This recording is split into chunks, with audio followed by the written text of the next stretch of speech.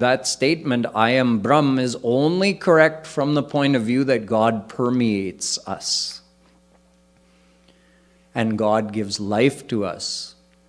But it is not correct from the point of view that God is performing our actions and we don't have our own distinct personality. No, we do. You see, if there were no such thing as souls and there was only God, then why are souls performing ignorant actions? So sometimes people try to argue that God forgot himself. God forgot that he was God and imagined himself out of this confusion to be souls. There are infinite souls in existence, so God, in his infinite confusion, has imagined himself to be all of these souls. And he's forgotten that he's God. So I am not a soul, I am God, but I've forgotten I'm God. And you are not a soul, you are also God, but you've forgotten you're God. So we are not two distinct entities. We are both the same God who's forgotten that he is God and now imagines himself to be many souls. Then the question comes, if God forgot himself, then it happened one day. One fine day, God, who is omniscient and omnipotent, was overpowered by something that made him become confused. Because one doesn't become confused about their own self, something causes the confusion. We just proved there's at least two tattva. According to this argument, if someone is saying there was just one God and then that God became confused and imagined himself to be many souls, there has to be a second tattva to cause that confusion.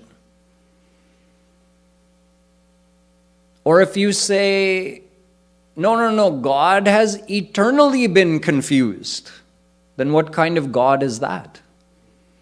And even then you don't exist in a state of confusion unless there's something causing your confusion. So, okay, no, God is omniscient, but God became confused. Then, if God can become confused, it means that thing that caused the confusion must be more powerful than God. Then what kind of God is that? Who A, becomes confused, and B, can be overpowered by something.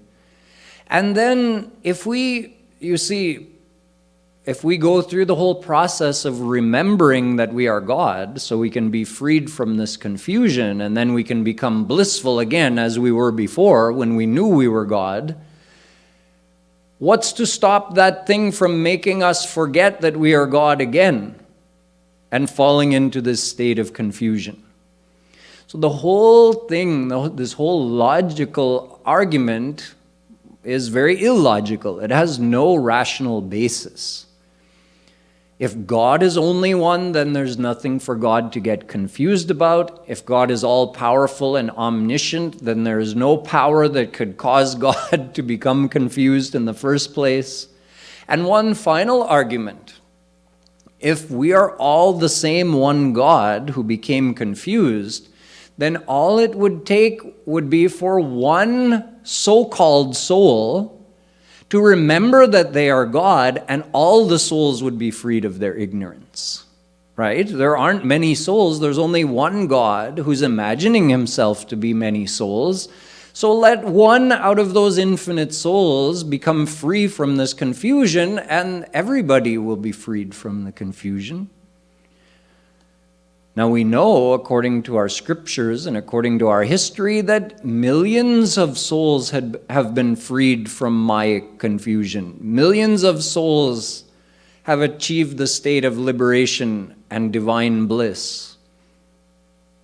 So they all got liberated. Why are we all still here? That also proves that souls are distinct entities, distinct from God and distinct from each other. So all of this is to address this question that somebody sent, saying, soul is only one, not many. What are you talking about? No, souls are many. Souls are infinite. and they are distinct entities from God. Souls being infinitesimal, if they are turned away from God, Maya makes them forget who they are. So an individual soul turned away from God can become confused due to the effect of Maya. God cannot become confused about anything, and Maya cannot overpower God. This is why, even whereas on one hand, our scriptures tell us that God is the one and only entity, yet at many other places our scriptures tell us, you must surrender your mind to God. Only then you can be free from suffering. You can be free from the bondage of Maya and attain divine bliss. Our scriptures tell us this because we do have to follow some process to become surrendered, because we are distinct entities from God.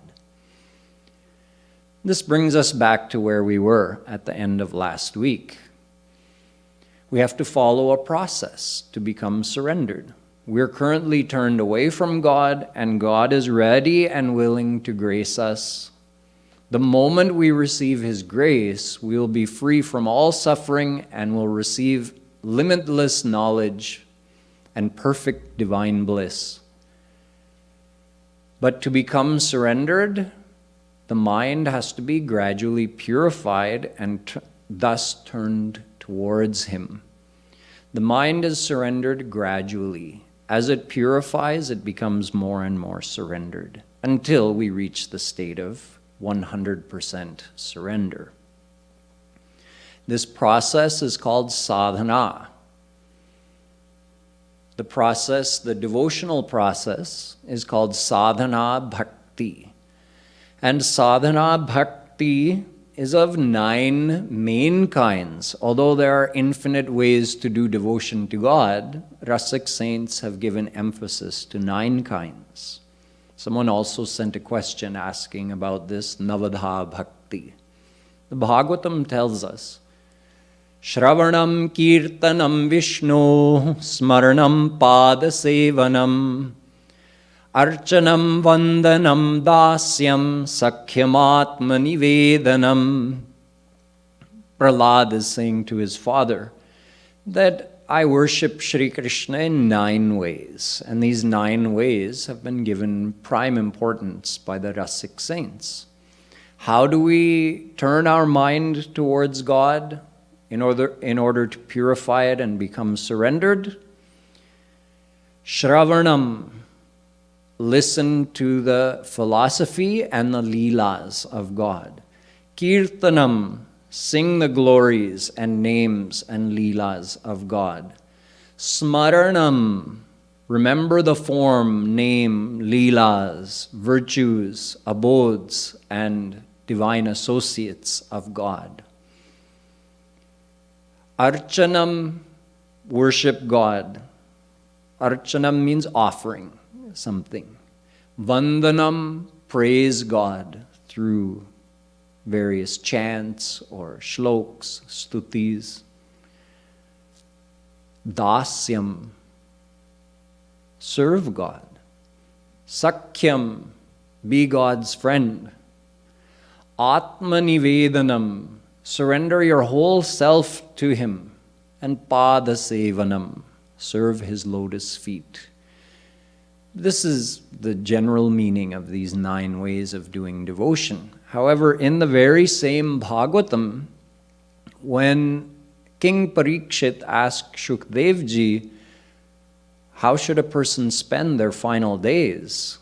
And how should an ordinary person spend their time? Shukdev Ji said, Tasmat sarvatmana rajan harihi sarvatra sarvada Shrotavyah kirtitavyascha smartavyo bhagavan nrinam. The first 3 that Prahlad mentioned are given extra prime importance by Shukdev Ji in the Bhagavatam. In other words, Shravan, Kirtan, and Smaran. So out of 9, 3 are most important, and that is what Jagadguru Shree Kripalu Ji Maharaj teaches us. to do Shravana Bhakti, Kirtan Bhakti, and Smarana Bhakti every day. But out of those three as well, Smarana Bhakti is main. Because if you're doing Shravana, but your mind is not engaged. So the correct way to do Shravana Bhakti is Shravana plus Smarana. Smarana means your man is paying attention to what you're listening to and thinking about it, accepting it in your heart. So Shravana, you're listening. Ears do Shravana. But if your mind is not engaged as well, just the sound entering your ear is of no value. So Shravana plus Smarana is a valid form of devotion. Kirtan as well. We can chant God's name, but if our mind is somewhere else, the exercise of our voice and our mouth is of no devotional value. Our mind has to be thinking, whose name am I chanting? We should be visualizing Radha Krishna if we're chanting their name. If we're singing a Leela, we should be visualizing that Leela.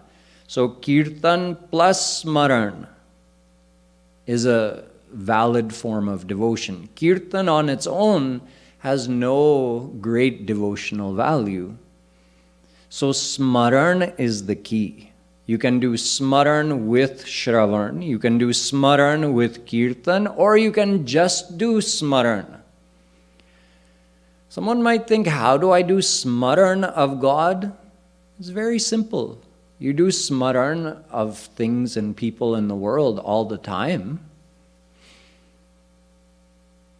You think, if I tell you do Smaran of your mother, what will you do? You'll visualize what she looks like. And you'll also think of her personality, her virtues, and you may also think of something she said or something she did. We do the same thing with God. We can do Smaran of Sri Krishna's form. We can do Smaran of his Leelas, in other words, something he said or did. We do Smaran of his Guna, his virtues. Our mind already knows how to do this. So it's a very simple process. Smaran of Radha Krishna or their divine associates. We can think of Nam, Leela, Guna, Dham, Jan, Roop. All these 6 things. So Veda Vyasji has said, Alodya sarva shastrani vicharya cha punah punah idamekam sunishpannam dhyeyo narayano hari. Out of all the scriptural teachings and all the paths and practices, one is of supreme importance. Remembering Shri Krishna in your mind. Skanda Puran and Linga Puran. So out of all the ways of practicing devotion, if you just remember Smaran, that is the main thing. Smaran is the pran. Smaran is the essence and the life of devotion. If we leave the life out, then what is the use of everything else? Although 3 are given prime importance, Shravan, Kirtan, Smaran, but Kirtan without Smaran and Shravan without Smaran have no real devotional value, although they are good helpers. Your mind has been actively engaged in thinking about Shri Krishna for the last hour. For the first half hour, you were doing Kirtan and your mind was in Krishna. And for the last half hour, you've been doing Shravan and your mind has been in Krishna. And for most people, that's easier than if I tell you to sit silently and only do Smaran. Your mind wouldn't have stayed in Krishna as much in the last hour as it did because you were doing Kirtan and Shravan. So the Kirtan and Shravan are important parts of devotion, as long as we remember that they are tools. They are to help us engage our mind in remembering Shri Krishna. But the essence of devotion is to attach our mind to Him through this smaran. By remembering Him alone does our mind get purified. What are we bringing into our mind? So we shall become. If we want to become like Shri Krishna, then we have to bring Him alone into our mind and dwell deeply and emotionally upon Him. I say emotionally because it's not enough just to intellectually visualize Shri Krishna. No, we have to love Him. We love Him with one of the 4 bhav. We are His servant. He is our master. We are best friends. The first is dasya bhav. The second is sakhya bhav. He is our child. That's vatsalya bhav. And He is our beloved. That's madhurya bhav. Someone also sent a question asking about where would it fit if I think of Krishna as my father or Radha as my mother. This comes in the category of dasya bhav. If you think of God as your parent, that's dasya bhav. And along these same lines, this person was asking, what about if I think of Krishna as my brother or Radha as my sister? So this comes in the category of sakhya bhav, where when you're equals, just like you are with your friends, it's called sakhya bhav. So in the relationship where Radha Krishna are your brother or sister, that equality is there. So it's also called sakhya bhav. In this way, the process of devotion is very simple. The process of cleaning our mind by meditating on the form of Radha Krishna is very simple, but powerful. Just because the process is easy to understand doesn't mean that it's not powerful. God has given us one mind. That mind is what we use to think and do all of our actions. Our mind is the only thing that matters. Wherever our mind is, that is what karma we're doing. Whatever we're attached to, that's what we're going to attain after our life. And whatever we love or hate, wherever our mind is attached, that person comes into our mind and we take on the qualities of that person. That's why Shri Krishna, actually Shukdev Ji, explained to Parikshit when he asked about Aghasur, how Aghasur got killed by Shri Krishna, and although Aghasur was a demon, Shri Krishna entered his mouth and that demon received the divine touch of Shri Krishna, so he was liberated. Parikshit asked, how is it possible that Aghasur tried to kill all the Gwalbals and wanted to kill Shri Krishna as well? How is it that he was liberated? Shukdev Ji said, Parikshit, think about it. Shri Krishna entered into him and he received his physical touch. He contrasted it with another situation. Sakridya danga pratimantarahita manomai bhagavatim dadaugatim. Bhagavatam.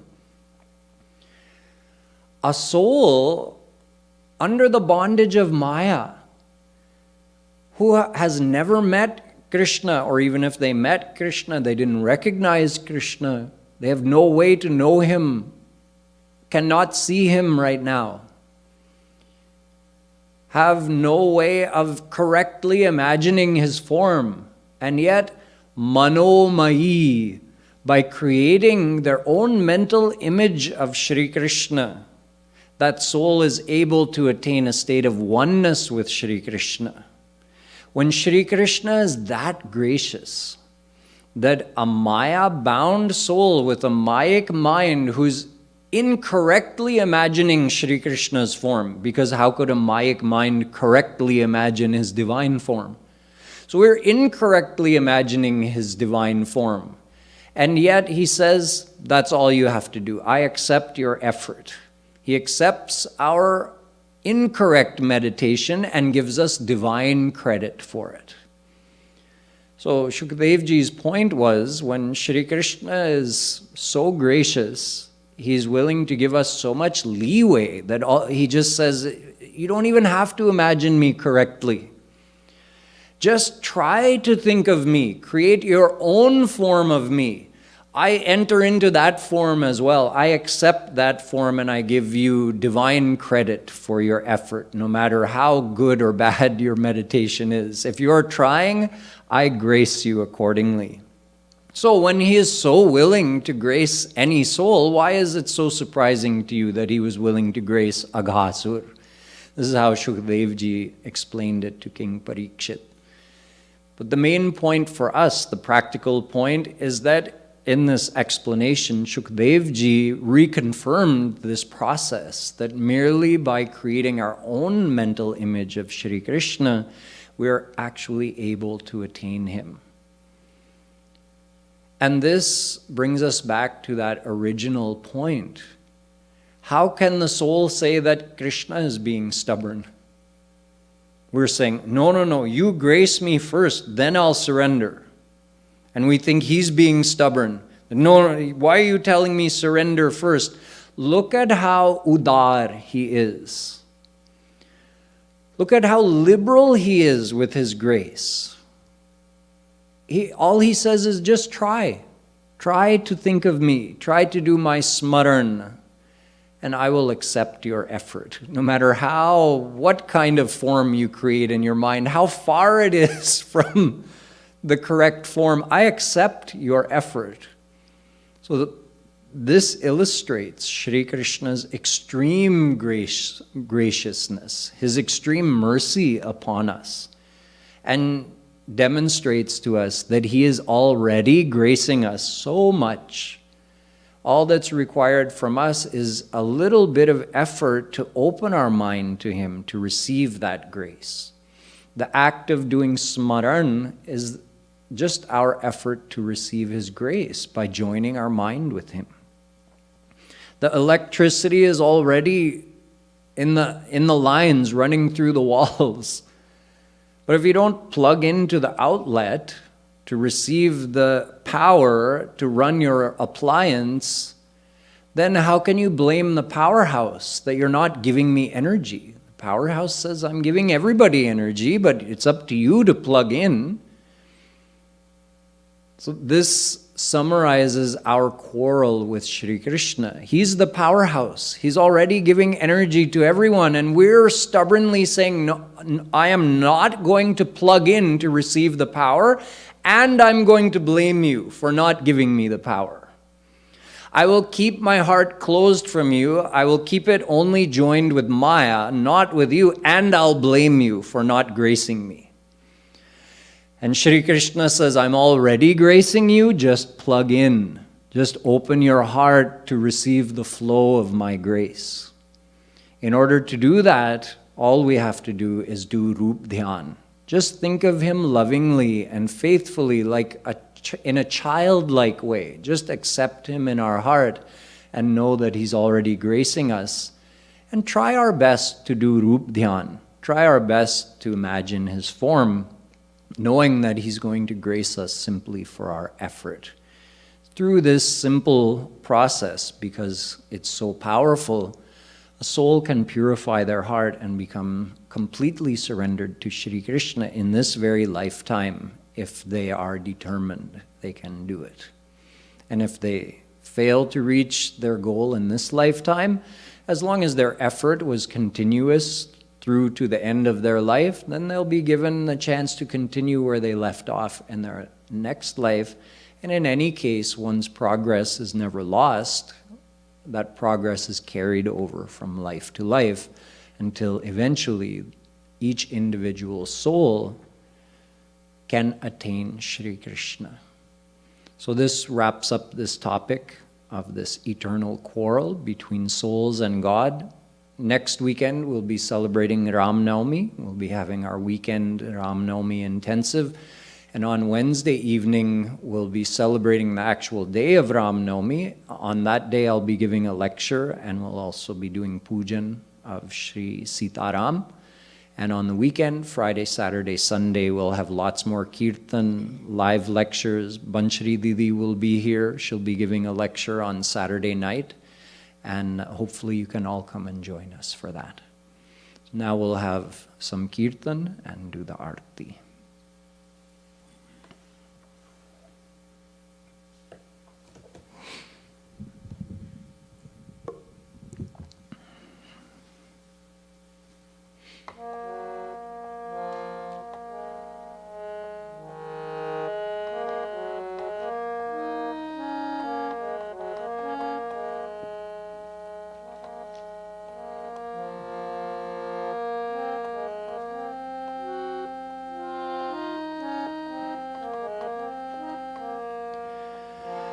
मेरे नंद नंदन मेरे नंद नंदन अपना बना ले मोही मेरे नंद नंदन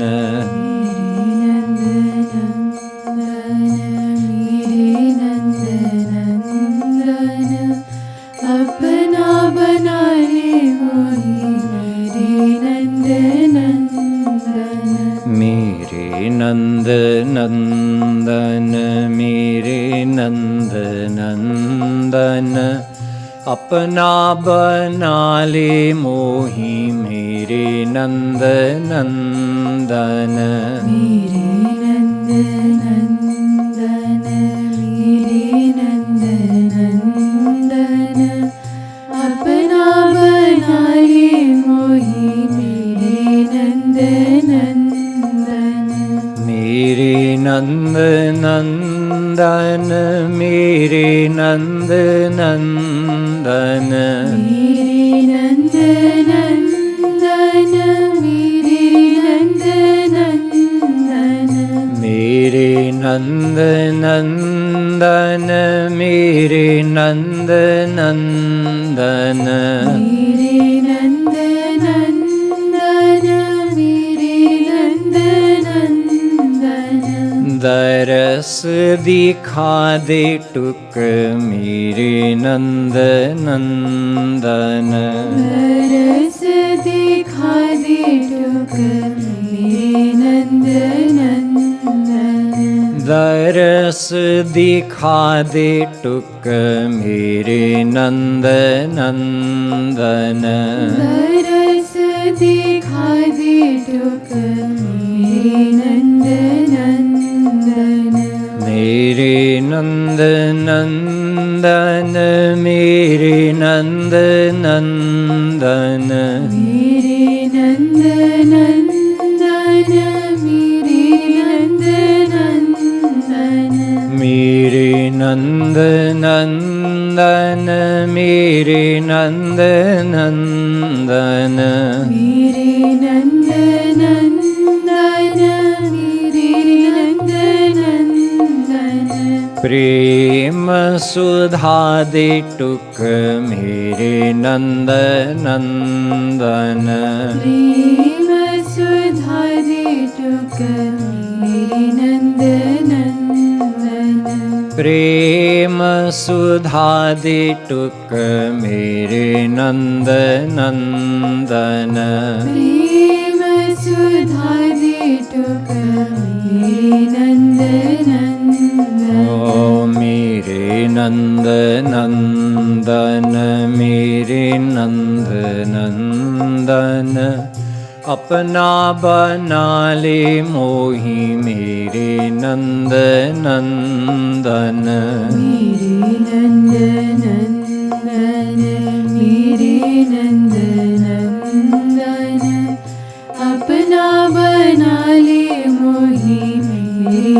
नंद नंदन मेरे नंद नंदन मेरे नंद नंदन मेरे नंद नंदन मेरे नंद नंदन, मेरे नंद नंदन, मेरे नंद नंदन, मेरे नंद नंदन, मेरे नंद नंदन, मेरे नंद नंदन, मेरे नंद नंदन, मेरे नंद नंदन, मेरे नंद नंदन,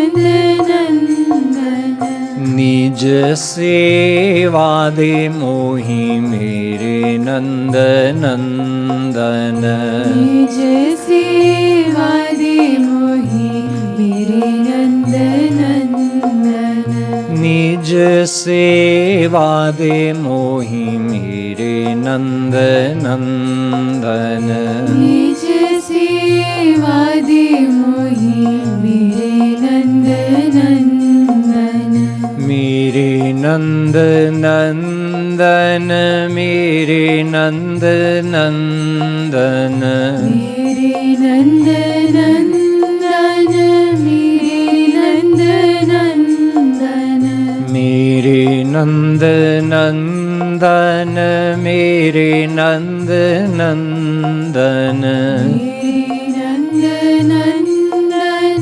मेरे नंद नंदन, जन सेवा दे मोहि मेरे नंद नंदन, जन सेवा दे मोहि मेरे नंद नंदन, जन सेवा दे मोहि मेरे नंद नंदन, जन सेवा दे मोहि मेरे नंद नंदन, ओ मेरे नंद नंदन, मेरे नंद नंदन, अपना बना ले मोहि मेरे नंद नंदन, मेरे नंद नंदन, मेरे नंद नंदन, अपना बना ले मोहि मेरे नंद नंदन, मेरे नंद नंदन, मेरे नंद नंदन, अपना बना ले मोहि मेरे नंद नंदन, मेरे नंद नंदन, मेरे नंद नंदन, अपना बना ले मोहि मेरे नंद नंदन, मेरे नंद नंदन, मेरे नंद नंदन, मेरे नंद नंदन, मेरे नंद नंदन, मेरे नंद नंदन, मेरे नंद नंदन, मेरे नंद नंदन,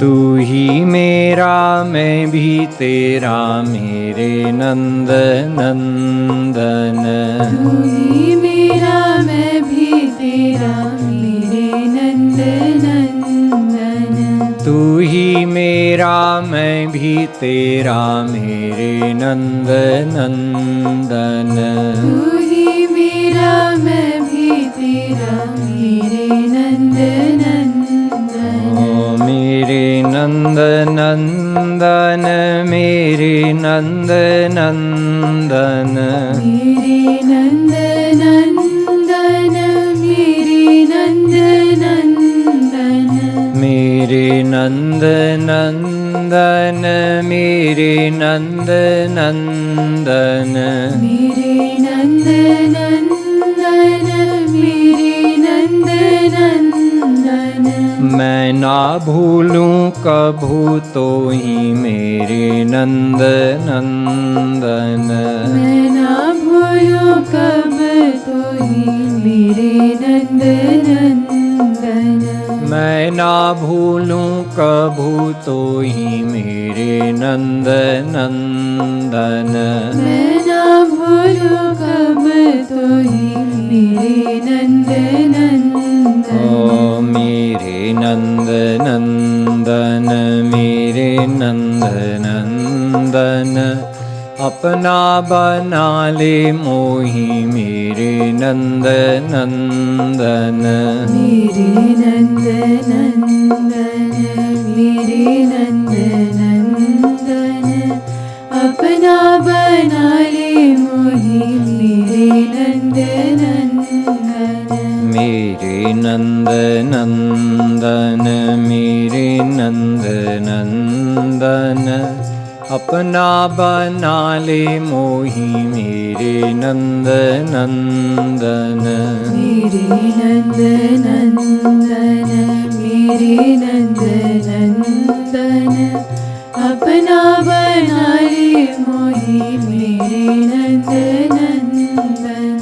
मेरे नंद नंदन, मेरे नंद नंदन, मेरे नंद नंदन, मेरे नंद नंदन, मेरे नंद नंदन, मेरे नंद नंदन, मेरे नंद नंदन, मेरे नंद नंदन। मेरे थे हो रहोगे भी मेरे नंद नंदन। मेरे थे हो रहोगे भी मेरे नंद नंदन। मेरे थे हो रहोगे भी मेरे नंद नंदन। मेरे थे हो रहोगे भी मेरे नंद नंदन। मेरे नंद नंदन, मेरे नंद नंदन, मेरे नंद नंदन, मेरे नंद नंदन। मेरे नंद नंदन, मेरे नंद नंदन, मेरे नंद नंदन, मेरे नंद नंदन। पाछा नहीं छोड़ूं तेरा मेरे नंद नंदन। पाछा नहीं छोड़ू तेरा मेरे नंद नंदन। पाछा नहीं छोड़ूं तेरा मेरे नंद नंदन। पाछा नहीं छोड़ू तेरा मेरे नंद नंदन।